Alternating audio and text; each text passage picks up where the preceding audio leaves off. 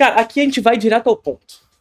E uma coisa que criou uma certa rusga recentemente, você já deve imaginar, estamos aí num período de aquecimento, né? De vários tipos de aquecimento, na verdade, né? Aquecimento global, aquecimento Rio de Janeiro, cara, esses dias pegou 60 graus de sensação térmica. Normal. Pra mim é normal. É bizarro. E também estamos no aquecimento ao Oscar. Estamos na semana pro Oscar aí, domingo tá chegando, inclusive domingo de carnaval. E você fez um vídeo recentemente em que é um grande absurdo, né? Uma pessoa que trabalha com cultura no Brasil não gostar de Ainda Estou Aqui. O que é isso? Como é que isso acontece, Thiago? Eu tô vendo aqui que tu conhece a Introdução ao Cinema, mas ainda não faz parte do curso de cinema contínuo mais charmoso do Brasil. 2 aulas novas todos os meses sobre os mais diversos assuntos relacionados à produção cinematográfica, incluindo os gêneros do cinema. Lá tem aula sobre o que é terror, o que é o medo, aulas sobre giallo, slasher, final girl, melodrama e vem muito mais aulas sobre gêneros cinematográficos por aí. O que tá esperando? Isso sem contar com aulas sobre diretores do cinema, sobre filosofia e política relacionada à produção cinematográfica, história do cinema, linguagem, teoria, tem tudo nesse curso e vai vir mais porque são 2 aulas novas todos os meses. Tá esperando o quê? Vai na descrição desse vídeo e faça parte do curso de cinema contínuo mais charmoso do Brasil. E não é nem não gostar, na verdade, né? Porque a coisa foi que eu... A primeira coisa foi que eu dei 3 estrelas e as pessoas acharam um absurdo eu ter dado 3 estrelas. Como se o número de estrelas fosse alguma coisa. E é a coisa que eu menos me importo, na verdade, quando eu... Aí fui lá no Letterboxd, né? Eu dei 3 estrelas e eu fundamentei bem rápido, assim. Sim. E aí virou uma grande coisa, a pessoa ficou me xingando e não sei o quê. E aí teve essa primeira reação em relação ao número de estrelas. E que pra mim é a coisa menos importante. Aí fiz o que eu tenho a dizer sobre o filme é mais interessante do que a quantidade de estrelas que eu dou. E aí tinha uns comentários que eram assim, eram tipo... entendi o que você disse, mas não acho que isso justifica as 3 estrelas. Como se fosse uma métrica absoluta, um cálculo aritmético, cartesiano, que vai lá e fala... Cara, não importa, a quantidade de estrelas foi o que eu pensei ali na hora. Na verdade, eu uso o Letterboxd muito como esse lugar da reação imediata. Eu tento respeitar o que eu tô sentindo na hora que eu assisti. Se eu mudar de ideia depois, acontece várias vezes, assim. Mas aí ficou ali aquela coisa do como se eu tivesse dado uma facada no filme em si, sabe? Por ter dado 3 estrelas e por ter apontado um questionamento lá, que foi o que me motivou a dar 3 estrelas. E depois eu transformei isso em vídeo. Fiz, já que estão me xingando, eu vou pelo menos ter um vídeo monetizado com isso, né? Aí eu fundamentei melhor a minha crítica, mas elogiando várias coisas também. Então eu elogiei muito o filme. Eu falei várias coisas que eu gostei no filme. Eu não diria que eu desgostei do filme. Eu diria que eu gostei, mas eu tive alguma ressalva aqui.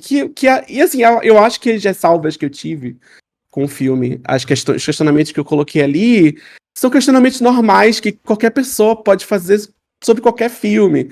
Mas aí virou uma coisa meio de torcida e teve uma coisa, o número de estrelas, a coisa do número de estrelas foi muito fascinante pra mim, foi a primeira vez que eu vivenciei isso, essa polícia do Letterboxd das estrelas. Eu nunca tinha passado por isso, eu nunca tinha visto isso acontecer, mas as pessoas estavam preocupadas com a forma como o filme ia ficar ranqueado na plataforma. Então, número de estrelas é muito importante, porque aí é uma loucura, entra numa pira meio doida e teve a pira da exaltação, de uma, como se eu devesse uma exaltação ao filme. Eu tenho que exaltar. E aí eu recebi uns comentários muito curiosos, assim, de... Um cara chegou pra mim e falou assim: eu não acredito que você está se retirando desse momento do cinema brasileiro. Eu estou me retirando desse momento do cinema brasileiro.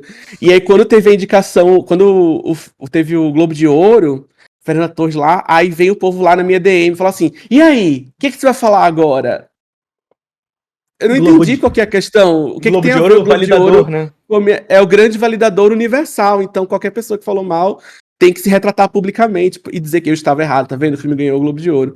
É assim que funciona a crítica. Quem entende votou, e você aí falando mal. E tinha uma coisa meio também de... Ah, você pode falar, mas será que é de bom tom? Será que esse é o momento de falar? Como se fosse atrapalhar o votante do Oscar, sabe? O cara que vai votar no Oscar, ele vai ser muito influenciado pela minha crítica ao filme. E aí tem também umas coisas muito engraçadas que é, tipo, o filme pelo filme. Você não está avaliando o filme pelo filme, você está... Sim. E aí, como se eu pudesse pegar a minha subjetividade, guardar numa caixinha, e agora eu vou assistir o filme pelo filme. Eu sou um robô, e eu vou assistir o filme pelo filme, e aí sim, a minha subjetividade ela não vai entrar na minha análise, eu não vou ser influenciado pelo lugar de onde eu vim, eu não vou ser influenciado pelas minhas referências, eu não vou ser influenciado por aquilo que eu tava lendo antes de assistir o filme. E o meu objetivo com esse vídeo, na verdade, era discutir isso, era discutir a subjetividade na crítica. Então eu peguei as questões que eu tinha para ser criticadas e eu mostrei, olha, eu vim desse lugar, eu tava com esse contexto na cabeça, eu tinha acabado de ler um texto muito interessante sobre a ditadura, e aí assisti o filme logo depois, aí eu fiquei com isso na cabeça, e todas, enfim, toda a minha o meu escopo de vivências, ele vai estar lá na minha percepção do filme.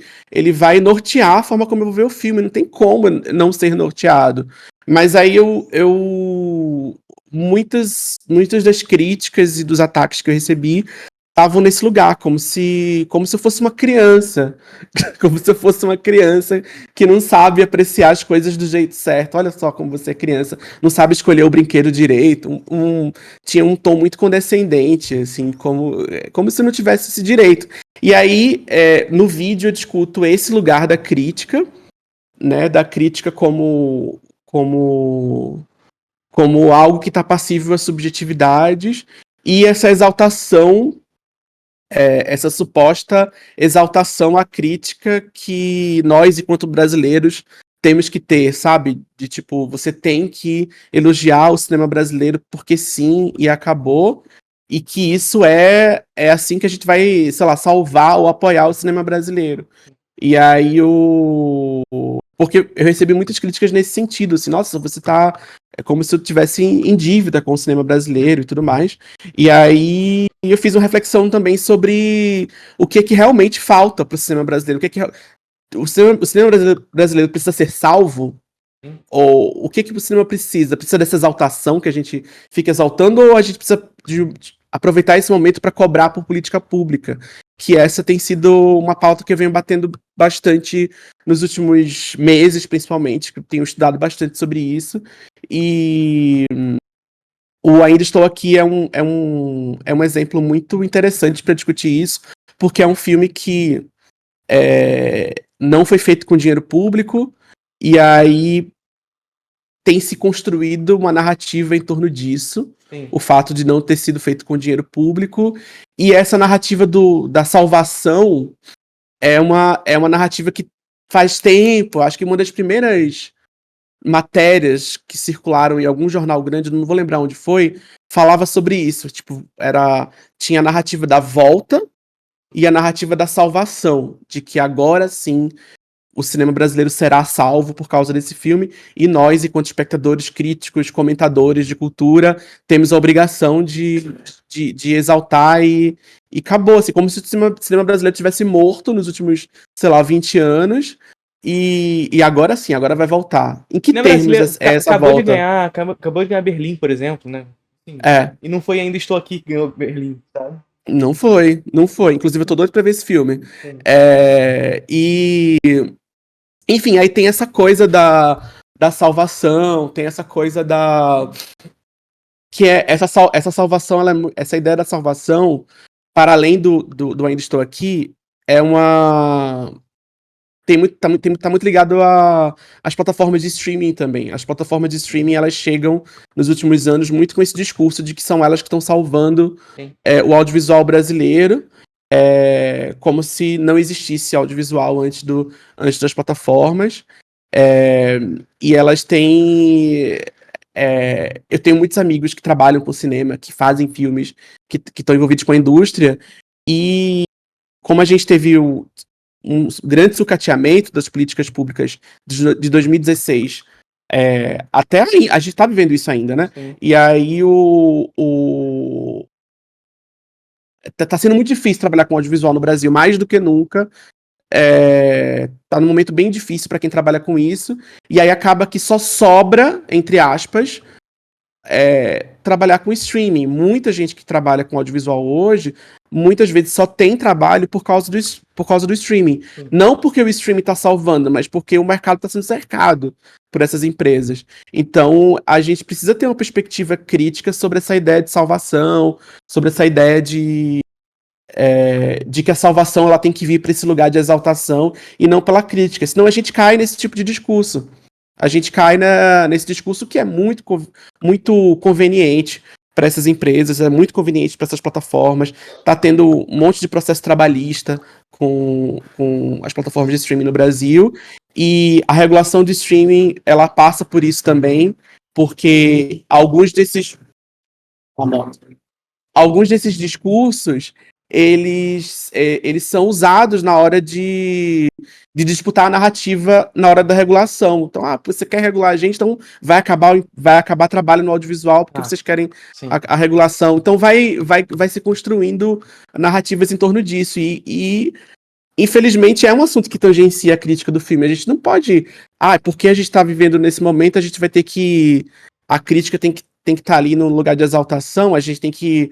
A crítica está sempre voltada para o consumo. Porque se eu falar mal do filme, as pessoas não vão comprar ingresso para ver o filme. É assim que funciona. O crítico ele tá lá para dizer, para validar o seu consumo, dizer vá assistir ou não vá assistir. Não é assim que funciona. Não é assim que funciona.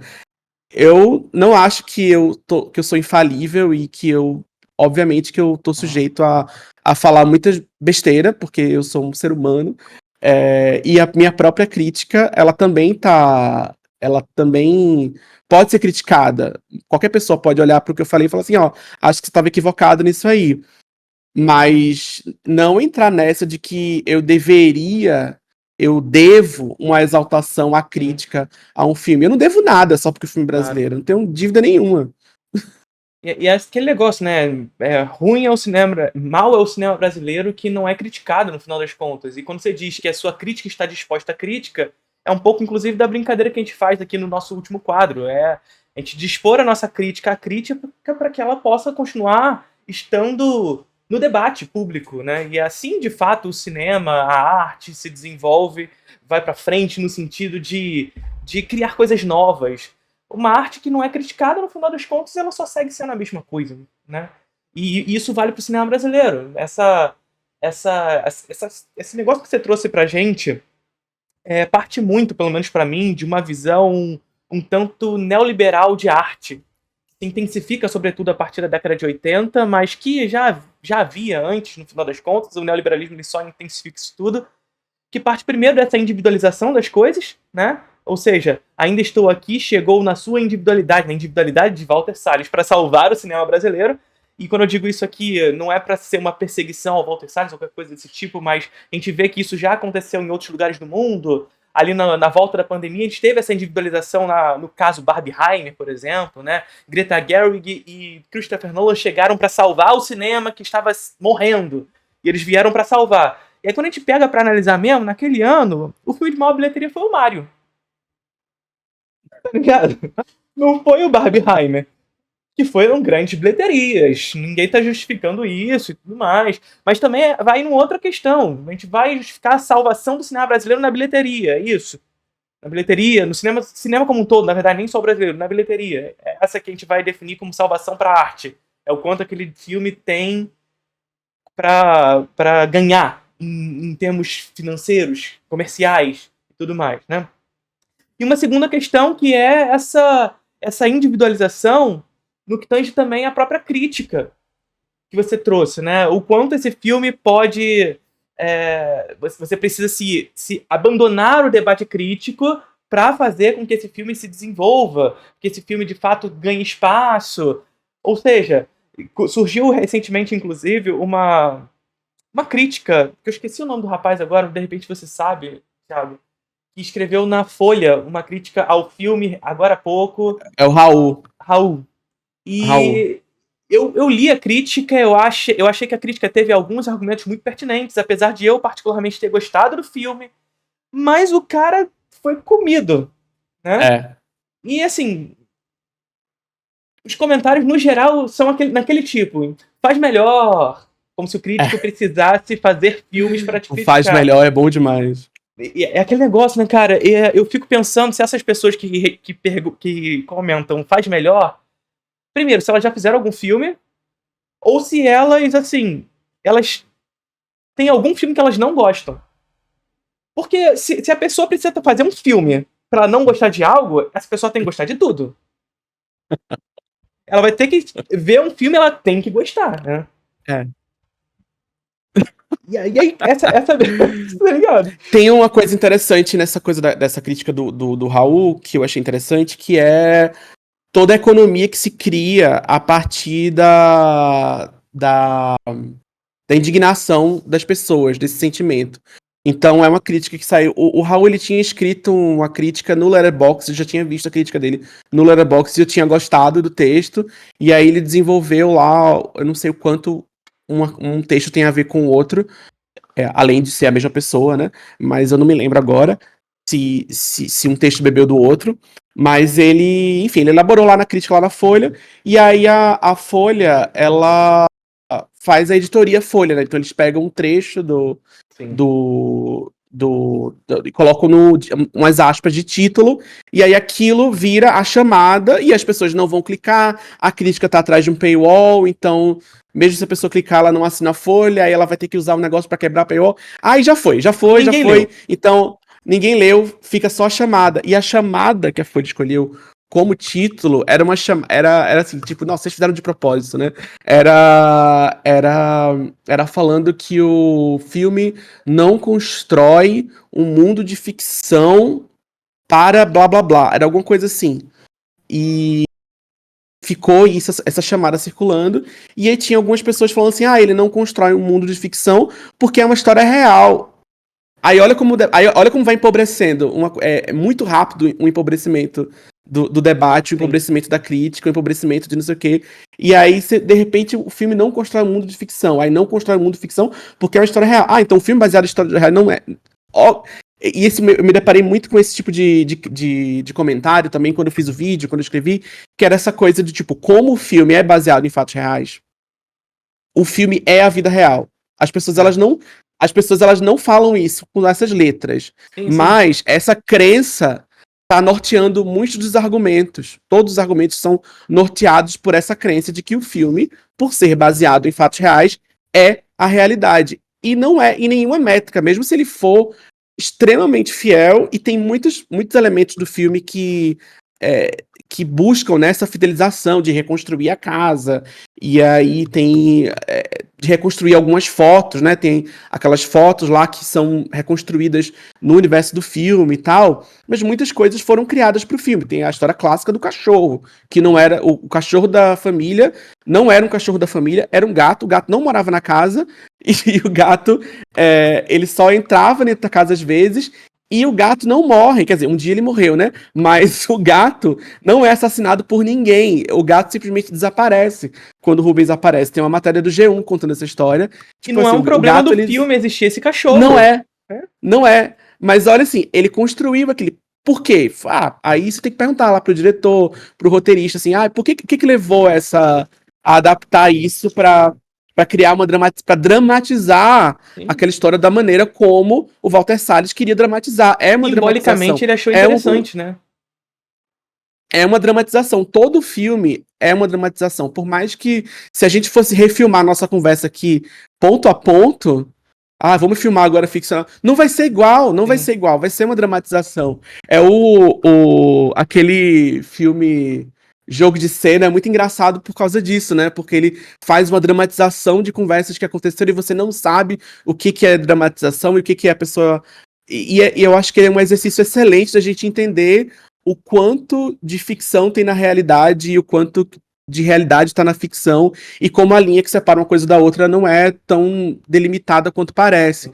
Mas, de qualquer forma, o filme é uma dramatização. Qualquer filme sempre será uma encenação. Então, o jeito como o Walter Salles filma aquela casa não existe mais, a casa foi demolida. Eles reconstruíram a casa baseada no desenho de uma das filhas. Então não é nem porque eles sabiam como a casa era, é a memória de infância daquela casa. E porque o próprio Walter Salles frequentava a casa.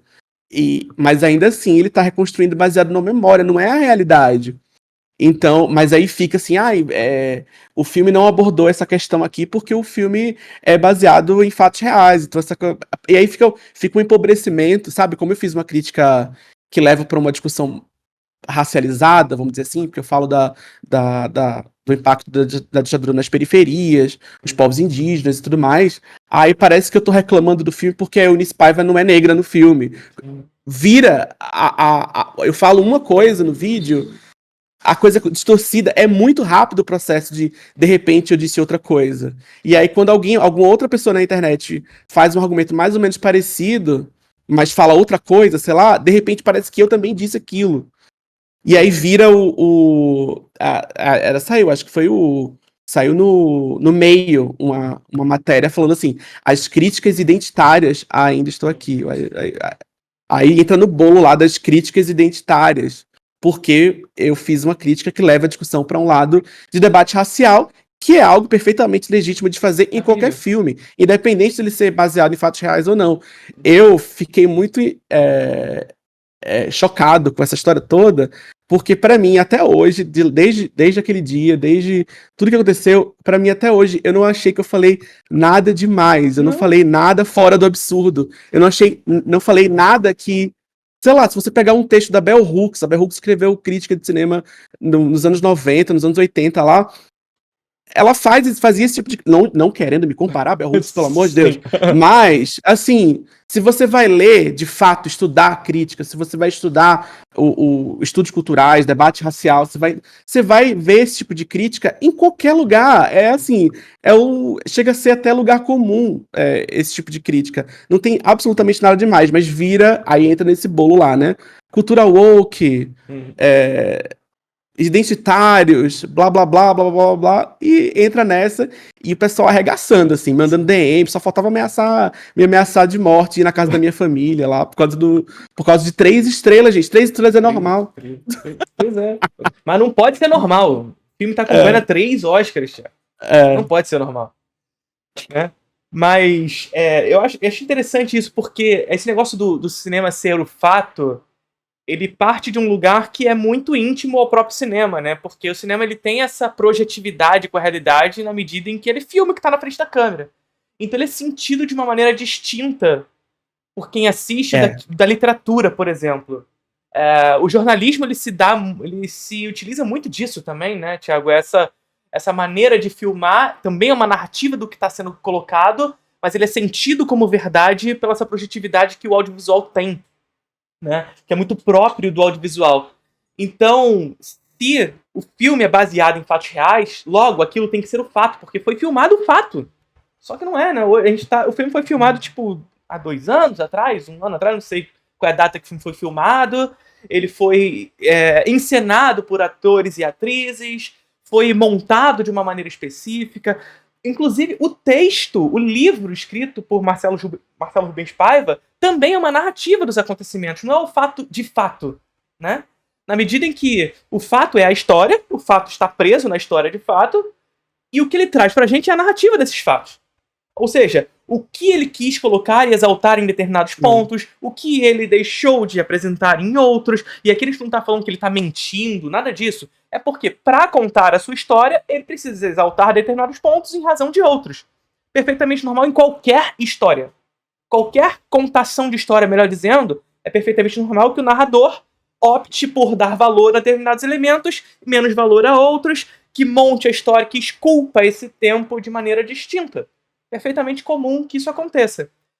E aí, o filme ele tem 2 horas e meia, né? Assim, você tá contando a vida de uma pessoa, a vida de ninguém cabe em 2 horas e meia. De nenhuma pessoa cabe em 2 horas e meia. Então, coisas vão entrar, coisas vão sair. O que entra e o que sai, aí vai passar por uma série de subjetividades. A gente tem, por exemplo, na intenção a ideia do autor, né? dependendo do filme, a gente vai ter o peso do mercado, por exemplo, porque em grandes filmes de orçamentos milionários, né, a gente vai ter aquelas exibições teste. E aquele final, ele não performou bem com a audiência teste, então a gente vai ter que refilmar o final, vai ter que fazer um final diferente de acordo com o retorno desse tipo de pesquisa, porque são filmes que são feitos realmente para grandes audiências, são filmes feitos pela lógica de mercado mesmo. O Ainda Estou Aqui, ele vai passar por outros lugares, existe um mercado ali também, e existe esse mercado, entre aspas, das premiações, né? Que tipo de filme performa melhor nesse tipo de premiação, se existe uma perspectiva de um Oscar, por exemplo. Como que esse filme vai tocar uma audiência internacional, entre aspas, né? Pode criticar essa palavra internacional aí também, mas como que esse filme vai ser recebido por um votante do Oscar, por uma pessoa que vai votar lá, por uma audiência dos Estados Unidos, como é que uma audiência dos Estados Unidos vai perceber aquele filme de um jeito? E aí a gente tem todo esse rolê da campanha, até a forma como a Fernanda Torres fala do filme, ela vai lá e enquadra o filme dentro que ela fica falando várias vezes, o filme é parte da Guerra Fria. E aí, o que é isso? É verdade? É verdade, é um jeito muito elegante de contextualizar o filme historicamente e de inserir o filme dentro de uma discussão que faz sentido para uma audiência dos Estados Unidos, que tende a ser muito umbiguista, né? Então, eles se veem como o umbigo do mundo e tal. Então, você fala assim, então esse filme também é parte da sua história. A gente tá vendendo isso aqui. Esse filme também é importante. Ele é crítico e aí você tem que saber exatamente dosar, né? Como que vai essa crítica como que você faz uma crítica à política externa dos Estados Unidos sem parecer que tá afrontando. Então eu vi que a Fernanda Torres, ela ficou meio que testando, assim, ela vai falando do jeitinho aí. Então eu tava falando das escolhas, né, da maneira de enquadrar o filme. Aí eu falei da Fernanda Torres da campanha, mas o que eu queria falar de verdade é das escolhas do filme, que muitas vezes esse tipo de enquadramento é uma maneira de enquadramento não, esse tipo de a questão mercadológica ou a maneira como o filme está projetado para ser percebido, por exemplo, por um festival, vai interferir no fazer do filme. Então, esse negócio do cachorro, de ter sido um gato e ter trocado por um cachorro, quem sabe dizer se não foi por uma questão mercadológica, ou se foi porque um cachorro tem um apelo maior para uma audiência, uma grande audiência tem mais empatia para o cachorro. Eu não sei, eu não tenho como saber se isso foi verdade, mas pode ser uma coisa que pesa. E isso vai pesar em muitas outras questões que são discutidas no filme, de como que você coloca o debate sobre ditadura no Brasil, como que você enquadra o debate sobre um período histórico muito violento no Brasil de uma maneira que seja palatável para uma grande audiência ou para uma audiência específica que é o público de festival, que é um público de votantes do Oscar e tudo mais. Isso vai ter algum peso ali. Não sei, a gente não tem muitos detalhes sobre como foi o processo de produção do filme. Parece que foram o quê? 7 anos para fazer esse filme. Então, eu não sei, mas assim, a gente pode intuir que pesa de alguma forma. Mesmo que seja um peso subjetivo do próprio fazer cinematográfico do Walter Salles, da forma como ele faz filme, como ele historicamente fez filme, como ele escolheu contar essa história e enquadrar essa história para o público. E de que posição e a gente pode também, né? E deve criticar. Sim, perfeito. E de que posição? Para além dele pensar o filme também, supostamente, tá? Porque, como você disse, a gente não sabe exatamente qual foram as intenções de fazer esse filme, mas para além de saber que se trata de um filme que visa alcançar premiações internacionais, etc e tal, e para isso, de alguma forma, apaziguar determinados discursos, por exemplo, pode ser, supostamente, que isso possa ter acontecido, também entender do lugar de onde ele fala, né? Isso é perfeitamente normal, né? Não é exatamente um cara da classe média, apesar de, por aí, eles se colocarem dessa maneira. Mas não é exatamente isso. Mas isso não faz dele um mau cineasta, muito pelo contrário. Ele tem excelentes filmes na carreira dele. Não é exatamente um cara que eu sou aficionado, mas tem filmes bons na carreira dele. Inclusive, Ainda Estou Aqui é um filme que eu gosto. Mas assim, Thiago, tu deu 3 estrelas pro filme, então. 3 estrelas é aquele mediano, bom, tô aí. Mas isso significa que você tá torcendo contra, então, o filme no Oscar? Lógico que tô. Não, brincadeira. Não, né? Eu tô muito feliz, porque, na verdade, acho que todo mundo ficou meio embasbacado, né, com essas 3 indicações. Acho que a gente queria que fosse indicado, acho que todo mundo, não vamos dizer que não queria, né? Mas foi surpreendente, né? 3 Claro. indicações, assim, e de melhor filme foi um bagulho meio que. Pô, é uma coisa. Se não ganhar, já é histórico. É coisa de doido, assim. E a própria Fernanda Torres também, assim, ela é uma pessoa muito. Muito querida, muito deliciosa de acompanhar, ela é muito carismática, ela vende, entre aspas, né, o filme muito bem, ela tem um entendimento de mundo que é muito sofisticado, ela tem...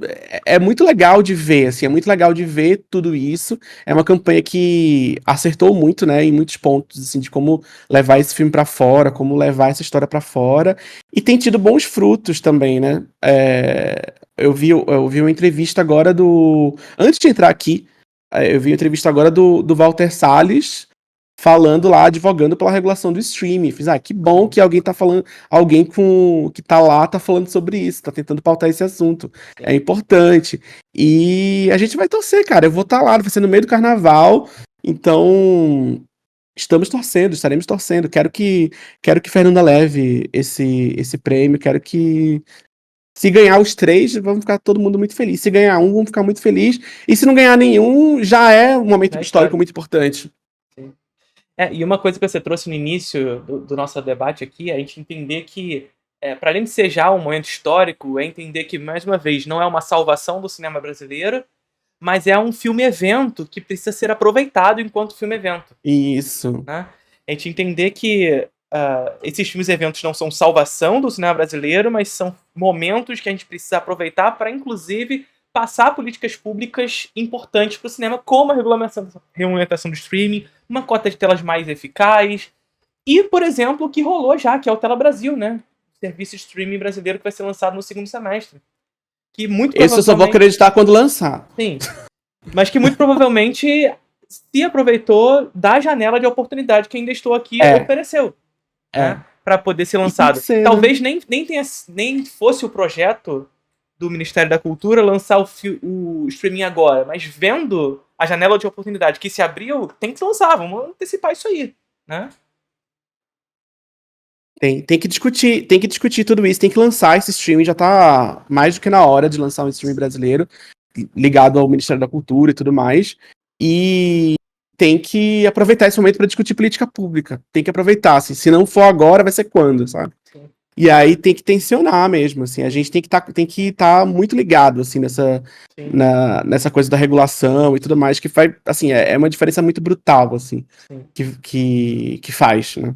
Perfeito. E aí todo aquele debate que você trouxe também, dessa falsa ideia de que os streamings estão salvando o cinema brasileiro, o Tela Brasil, ele chega, inclusive, para preencher algumas lacunas, para mitigar alguns problemas que o próprio capitalismo não consegue preencher pelas suas próprias contradições, né? Que é, enfim, o cinema brasileiro não consegue estar nas salas de cinema, e quando não está na sala de cinema, o cinema brasileiro ocupa alguma parte do streaming, mas se você for ver, majoritariamente, os filmes brasileiros lançados no ano, eles não estão em lugar algum. Eles são lançados em festival, torcendo para alguma distribuidora pegar para distribuir esse filme. Quando não consegue, esse filme morre em festival e você nunca mais vê. E aí um streaming como o Tela Brasil, ele serve justamente para preencher essa lacuna que o capitalismo não consegue oferecer. Então, é uma mitigação, não é uma solução, mas é algo muito importante nesse sentido. Esse negócio da cota de tela tem um dado muito, muito interessante. Não vou lembrar exatamente onde viu. Eu não sei em quantas salas ainda estou aqui, tá sendo exibido hoje. Eu não sei. Eu não tenho esse número. Mas eu sei que na semana do Globo de Ouro, ainda estou aqui, né? Fernanda Torres ganhou o Globo de Ouro de melhor atriz. O número de salas aumentou para 400. Então estava sendo exibido em menos de 400 salas, aumentou para 400 depois do Globo de Ouro. Sim. Eu não sei em quantas salas está sendo exibida, esse filme está sendo exibido agora. Mas, para a gente ter como referência, e aí esse dado é brutal para mim, e acho que para todo mundo que tem algum entendimento, o filme Coringa 2, ele estreou no Brasil em 1.500 salas. 1.500 salas. E ele foi um fracasso. Ele foi um fracasso de crítica, foi um fracasso de bilheteria. Foi um grande fracasso. Foi um grande fracasso em todas as métricas possíveis. Não se pode dizer que o filme tinha demanda, né? Não tinha. Ele chegou no Brasil, foi exibido em 1.500 salas. Já chegou aqui um pouco depois da estreia global, se não me engano.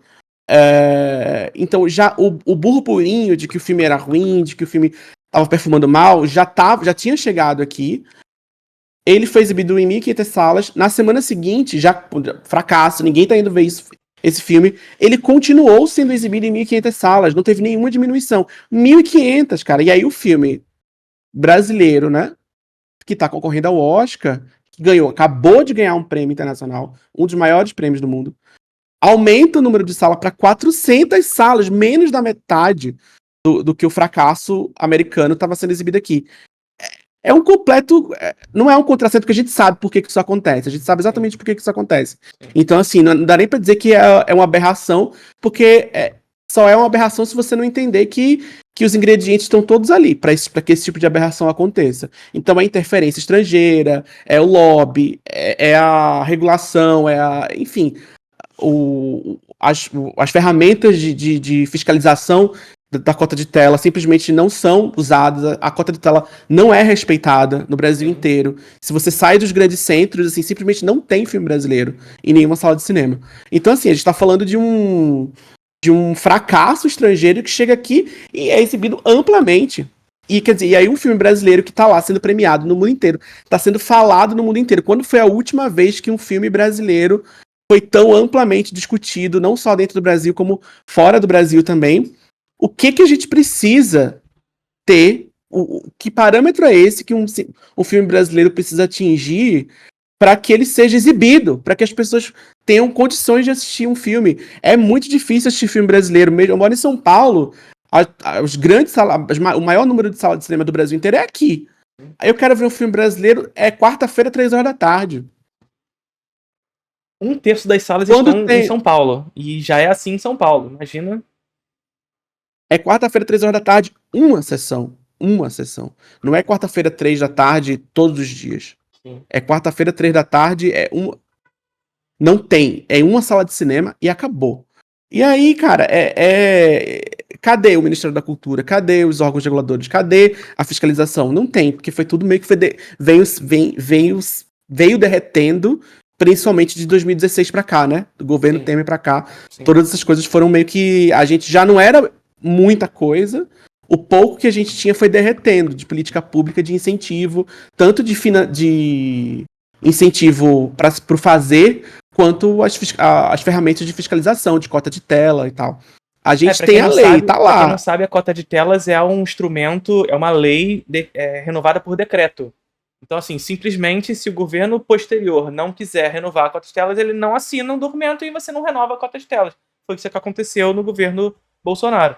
Então, não teve cota de telas por esse período porque simplesmente ele não quis renovar a cota de telas. Ponto. Sabe?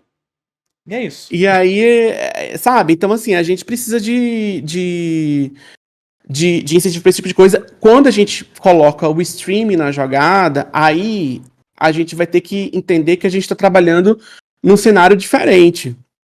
De construção de gosto, de como que as pessoas decidem o que elas querem assistir. Chega a maioria das pessoas. Sim. Quem é que... O meu vizinho começou a tocar música, não sei se tá dando pra ouvir aqui. Mas como que as pessoas decidem o que assistir? Elas não decidem o que elas querem assistir meramente porque uma luz do céu surgiu e iluminou a cabeça dela. Então, tem uns estudos aí sobre, por exemplo... Eu costumo falar pra galera que uma pessoa lá na Idade Média não tava nascendo e pedindo pra assistir o filme do Homem de Ferro, sabe? Esse gosto é construído. E aí a gente tem os estudos, por exemplo, para aplicar algum tipo de ferramenta de cota de tela dentro do streaming, mas não simplesmente para ter no catálogo, mas, por exemplo, a primeira tela do aplicativo já aparecer um filme brasileiro, uma série brasileira, alguma coisa nesse sentido. Não é a solução perfeita, tá longe de ser perfeita, porque passa por muitas outras questões aí também, mas é alguma coisa. Esse alguma coisa a gente sequer tem. Então, pra mitigar esse tipo de fenômeno que você está discutindo aqui, o que acontece quando o filme para de exibir, para de passar nos festivais. Ganhou prêmio, ganhou isso, vai chegar no Brasil quando? Quem é que vai ver esse filme? Vai morrer no festival, vai chegar aqui e vai ser assistido por quem? Quem é que vai lá? Vai ser os primos de quem trabalhou no filme, quando consegue ver, sabe? E aí, usando esse tipo de ferramenta, a gente consegue mitigar alguma coisa. Precisa de mais pesquisa para entender como é que o comportamento tá sendo. Como é que a gente mede o comportamento das pessoas. A gente precisa de uns dados também. A gente tem alguns dados, né? Então, por exemplo, a ideia de que a gente. Essa ideia de que tudo a gente assiste por streaming é uma hipérbole, né? Na verdade, o streaming ele representa 8% do mercado audiovisual. É um negócio meio absurdo, mas como se constrói uma narrativa do streaming como essa grande força, muito poderosa, porque são empresas estrangeiras que têm muito dinheiro e que fazem lobby muito bem, então cria-se essa ideia de que o streaming é todo mundo só assiste no streaming. E isso não é verdade. O Brasil tem um mercado, por exemplo, de TV a cabo que é imenso. Sim. A gente assiste muito TV a cabo. Pode ser que eu não assisto muito, mas eu tenho TV a cabo em casa. Mas, assim, a maioria das pessoas no Brasil, não é a maioria, mas, assim, um grande número de pessoas no Brasil assiste TV a cabo muito. E aí assiste filme, alguns brasileiros, outros não, na TV a cabo. Então, é um número muito expressivo, mais expressivo do que streaming. Streaming é caro. Sim, total. Streaming é caro, então... É uma falsa sensação de escolha e de valor, né? Porque no final das contas você tem que assinar o Netflix, tem que assinar a Prime, tem que assinar esse, aquele. Sim, e não é todo mundo que tem. As pessoas não sabem mexer. A gente tem uma população idosa que está crescendo vertiginosamente, né? E que são pessoas que se adaptam às tecnologias novas num ritmo mais lento. Não tô falando que gente idosa não se adapta, mas é um ritmo diferenciado justamente porque a tecnologia chega muito rápido. Minha mãe me ligou ontem falando: Felipe, eu preciso que você venha aqui para assinar tal serviço de streaming para mim. Não vou falar qual, mas eu preciso. Mãe, só fazer isso. Mas faz para mim, porque eu não sei. Isso. E aí é isso. Então é difícil às vezes você colocar o... A TV a cabo é uma coisa só. Você liga lá, ela vai instalar, tá pronto. Sim. Agora o stream você tem que assinar. Cada aplicativo é uma coisa diferente. Aí às vezes o aplicativo tá vinculado a um serviço que é de telefonia. Você assina uma operadora de telefonia e vem um stream de graça, mas você tem que instalar o aplicativo na TV. Baixar um aplicativo na televisão já é difícil de baixar no celular. Você vai criando... Eu tô falando isso só pra gente entender que esses números do streaming, eles não são reais. Assim, essa percepção de que o streaming dominou e que todo mundo só assiste as coisas por streaming, ela só é verdade porque a gente vive cada vez mais isolados nas nossas próprias bolhas. Então, eu e o meu colega de trabalho, as pessoas com quem eu tomo café na firma, tá todo mundo assistindo, sei lá, Severance. Tá todo mundo assistindo a série que tá sendo comentada. É a série do momento, todo mundo tá assistindo. Mas, na verdade, nem todo mundo trabalha numa agência de publicidade em Pinheiros, em São Paulo, entendeu? O mundo é muito maior do que Pinheiros. Então, o número, na verdade, ele é bem diferente, assim. Tem uns números absurdos, assim, tipo, o brasileiro, ouve muito rádio. Sim. Rádio é muito presente. Agora, você vai em umas conversas de bar, as pessoas falam de rádio como uma mídia morta. Sim. As pessoas falam de TV a cabo como uma mídia morta. E, gente, o dado mostra que é uma mídia viva. Tá aí. A gente pode criticar. Por que é assim? É o domínio de mercado, é isso, é aquilo outro. A gente pode criticar, mas a gente não pode negar o dado. Sim. Que é isso que as plataformas de streaming fazem. Eles jogam o dado, e olha o que eles fazem. Eles jogam o dado para a imprensa, né, porque o jornalismo está já numa situação horrorosa, né, do jornalismo no Brasil, ninguém tem dinheiro, então tem bem menos repórter lá, o repórter que não tem tempo de estar verificando, checando informação, então o repórter simplesmente replica o que a empresa diz, aí o YouTube vai lá e fala assim, a gente é maior do que a TV no Brasil. Aí o repórter simplesmente vai lá e fala, o jornal publica aquilo ali, não é, YouTube diz que já é maior que TV no Brasil. Isso, cadê? Qual é a fonte disso? A fonte é o próprio YouTube. Como é que a gente verifica esse número? Aí teve que vir a Globo e comprar a briga. E aí, assim, longe de mim falar também que a Globo é uma santa ou isso e aquilo ali. Mas assim, é porque é a Globo, é a maior emissora da América Latina. Eles conseguem comprar essa briga. Diz assim, epa, não é maior não. O número é esse aqui. Sim. E não dá, assim, é um número, na verdade é um número que é muito complexo. É um número muito complexo, é muito difícil de você simplesmente falar que o YouTube é maior que a TV. Quantas vezes você estava assistindo o YouTube e assistindo TV ao mesmo tempo? Como que a gente mensura isso de uma maneira que seja útil, que a gente consiga usar esse dado de forma útil e não como propaganda do YouTube? Porque aí você infla o poder de uma empresa como o YouTube no Brasil, o YouTube tem mais poder de barganha na hora da política pública. E eu tenho visto isso acontecer o tempo inteiro. A empresa vai lá, Netflix vai lá e divulga um dado. Netflix, a Prime, falei aqui Netflix como um exemplo hipotético. Mas qualquer empresa chega aqui, divulga um dado, o jornalista não apura, sequer pergunta, e aí, esse dado aí, que vocês tiraram de onde esse número? Ah, a gente tirou daqui, da nossa pesquisa. Como que foi? Qual é a metodologia que vocês usaram para tirar esse número? Você não tem um jornalista para perguntar isso. O jornalista vai lá e divulga, aí criador de conteúdo a rodo também divulga como se fosse verdade. Porque ainda tem isso, ainda tem um sentimento de vontade que seja verdade, porque a pessoa quer muito que viver na realidade disruptiva, assim, ó, eu sou da geração que mudou a forma como a gente assiste televisão. E aí você cria um ciclo narrativo de mentira, de propaganda e de lobby, assim, é um dado que só serve para gerar lobby. Sim. Pode até ser que seja verdade, mas a gente tem que pelo menos entender, aprender a perguntar, olhar para o número e falar assim, de onde veio esse número? De onde veio esse número? E aí não tem jornalista para fazer isso.